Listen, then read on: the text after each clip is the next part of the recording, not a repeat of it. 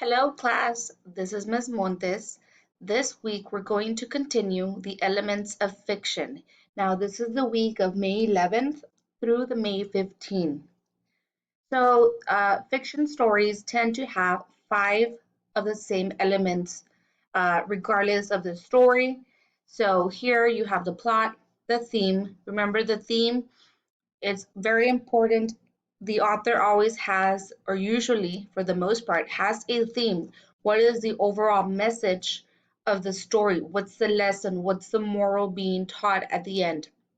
The setting, we know the setting, time, place, location, characterization, and narration. Who's the narrator? First person, second person, third person limited, omniscient. So the narrator also plays a big part of a fiction story. So plot, simply put it, plot is what happens in the story. Some call it the storyline. So you all have seen this plot diagram. Since you were in elementary, it's always taught to you. The beginning of the selection or the story is called the exposition. You have the rising action. The climax tends to be the most important part of the story. It's the most interesting. Something happens there. There's a turning point. Then you have the falling action, and then your resolution, how the story ends. Not all stories might have a resolution. Sometimes an author just leaves it up in the air. So there's some stories like that as well. But for the most part, most stories tend to have a resolution and ending. So here's a plot line. Just going to quickly go over it. The exposition, like I said, is the start of the story. Rising action, the series of conflicts that lead to the climax.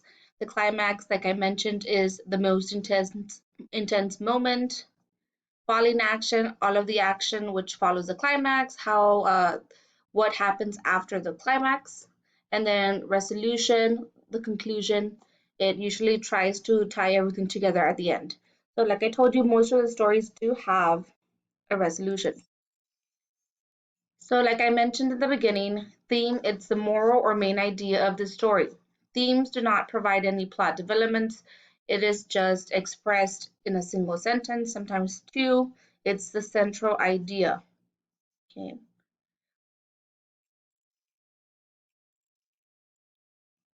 Symbolism is also used by writers, by authors. Uh, so certain things in their selection will represent something. So a symbol represents an idea, quality, or concept larger than itself. So for example, a journey can symbolize life. The color black can represent evil or death.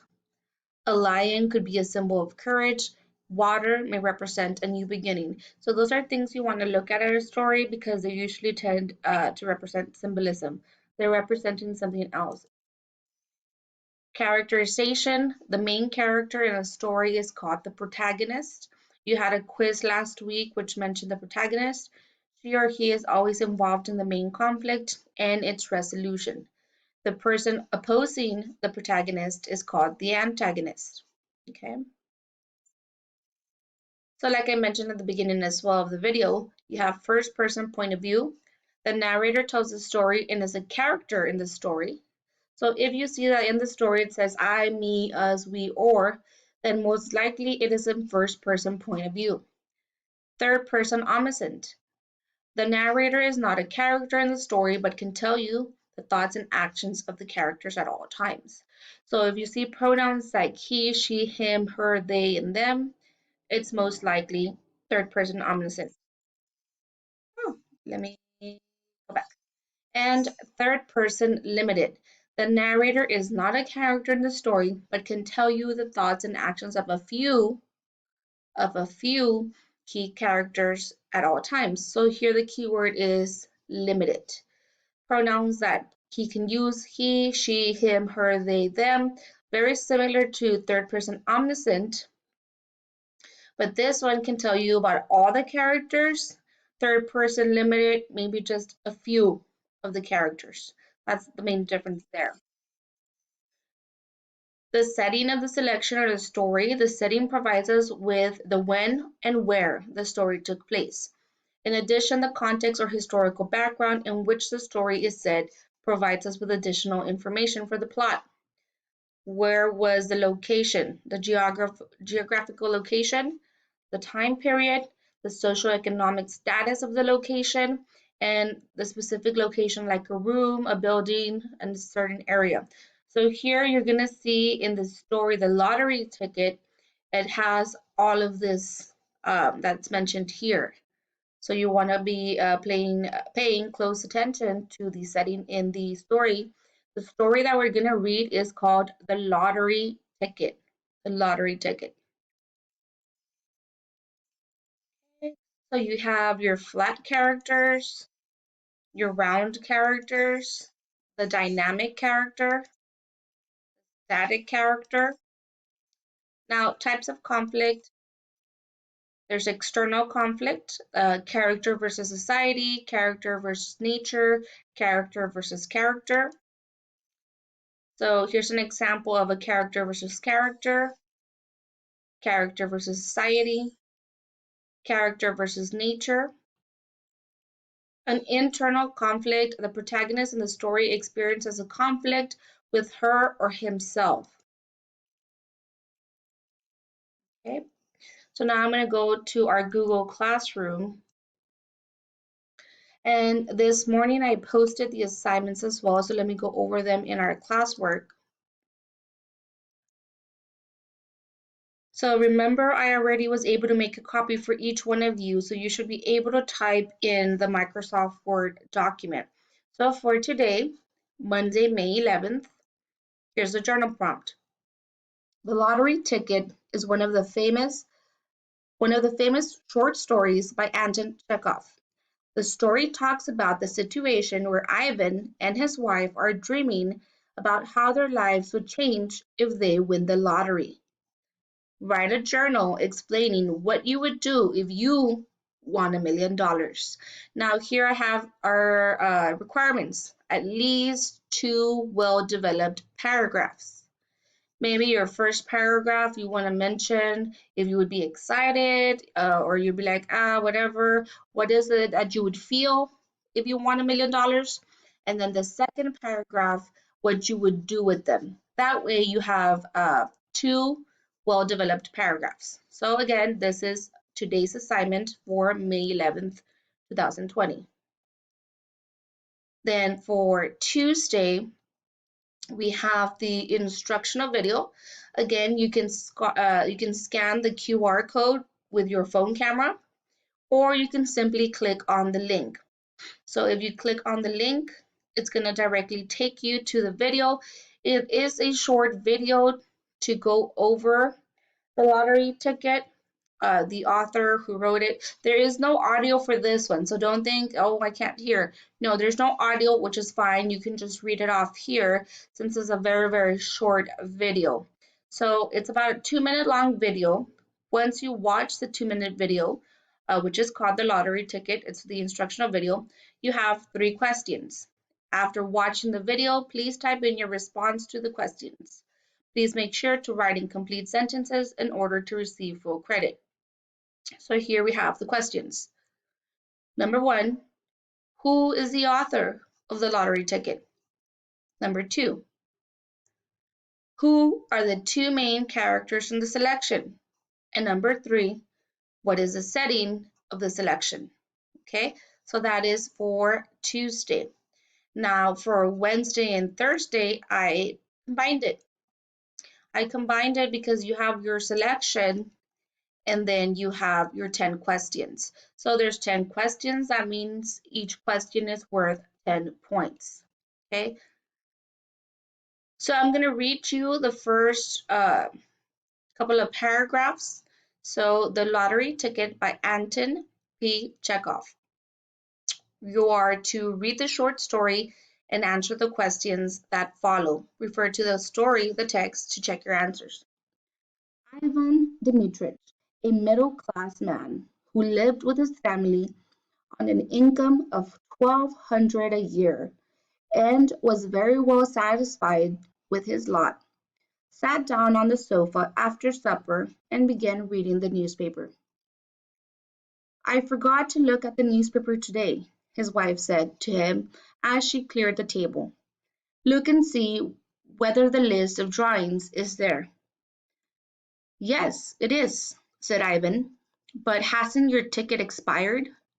"No, I bought it on Tuesday." "What is the number?" "Series 9499, number 26." "All right, we will look. 9499 and 26." Ivan Dmitrich had no faith in the lottery luck, and would not as a rule have consented to look at the list of winning numbers. But now, as he had nothing else to do, and as the newspaper was before his eyes, he passed his finger downwards along the column of numbers, and immediately, as though in mockery of his skepticism, no further than the second line from the top, his eye was caught by the figure 9499. Unable to believe his eyes, he hurriedly dropped the paper on his knees without looking to see the number of the ticket, and just as though he had drank a glass of cold water, he felt an agreeable chill in the pit of the stomach, tingling and terrible and sweet. "Masha, 9499 is there," he said in a hollow voice.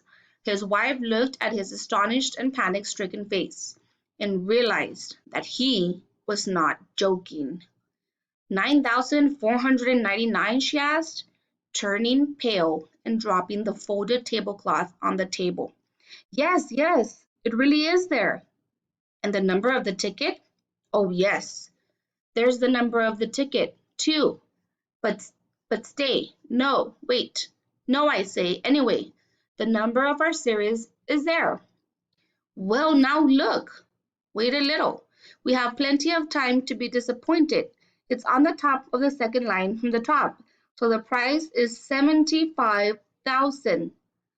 That's not money, but power, capital. And in a minute I shall look at the list, and there, 26.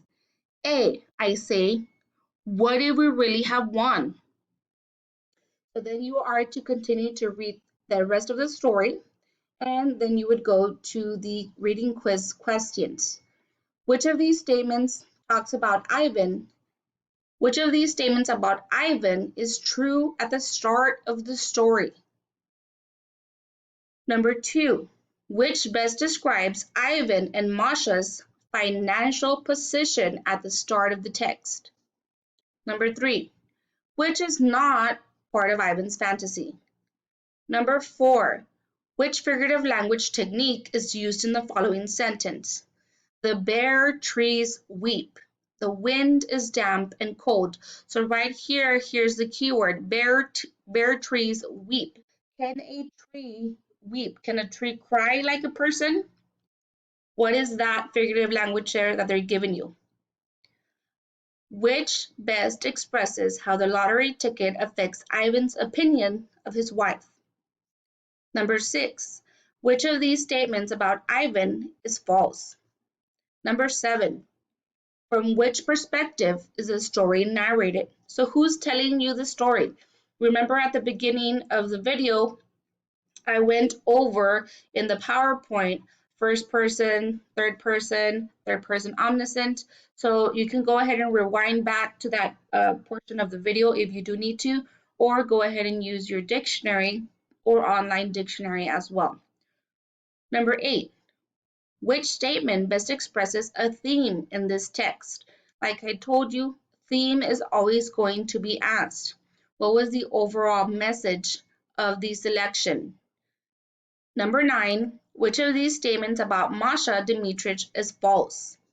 And number 10, which conclusion is best supported by the text? So which one of those can be supported? Okay, so those are the 10 questions for the selection, the lottery ticket. Now, we're going to be meeting sometime this week as well during our Google Meet.